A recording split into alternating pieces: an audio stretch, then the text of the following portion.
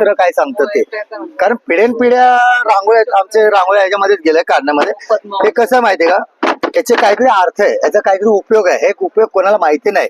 जर तुम्ही पंडिताला घरी बोलावलं तर ते 1000 रुपये घेणार दक्षिणा आणि हे 200ला देणार, म्हणजे 1200ला एक देतात. मी 150ला तुम्हाला देतोय. याचा उपयोग काय बघा. आता याला म्हणतात स्थिर लक्ष्मी, लक्ष्मीचं पाऊल, हे 33 गोपद्म, हे सहस्त्रदल कमळ आणि हे सरस्वती चिन्ह. याचा उपयोग काय काढायचा, हे काय उपयोग होतो त्याने काढून, हे तुम्ही 365 दिवस वर्षातून काढू शकता. हे काढायचं कसं, चिमूडवर रांगोळी लागते. हे बघा, एवढीशी रांगोळी लागते, जास्त लागत नाही. विजिटिंग कार्ड असतं घरामध्ये पडलेलं कुठलंही, विजिटिंग कार्डने फक्त खेचायचं आणि ढकलायचं. इतकं क्लिअर हाताने पण काढता येणार नाही, पेनाने सुद्धा येत नाही. एवढी क्लिअर रांगोळी येते बघा, ही इतकी क्लिअर आहे, एक एक टिपका सुद्धा क्लिअर येतो.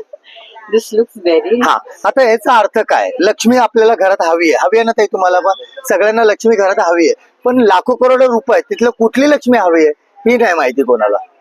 हा, सगळ्या लक्ष्मीला म्हणतात चालती लक्ष्मी, म्हणजे ती तुम्हाला किती पूजली घरात येणार पण थांबत नाही, निघून जाते, सगळ्यांकडे जावं लागतं. हिला म्हणतात स्थिर लक्ष्मी. हे जे चिन्ह आहेत, लक्ष्मीला जास्त दिवस एका ठिकाणी दाबून ठेवतात. हे आपल्या घरात जास्त दिवस लक्ष्मी राहते. हिला वैभव लक्ष्मी म्हणतात. काही काही जण वैभव प्राप्त झाल्यानंतर चांदीचं बनवतात, त्याची पूजा करतात. हे त्यासाठी असतं.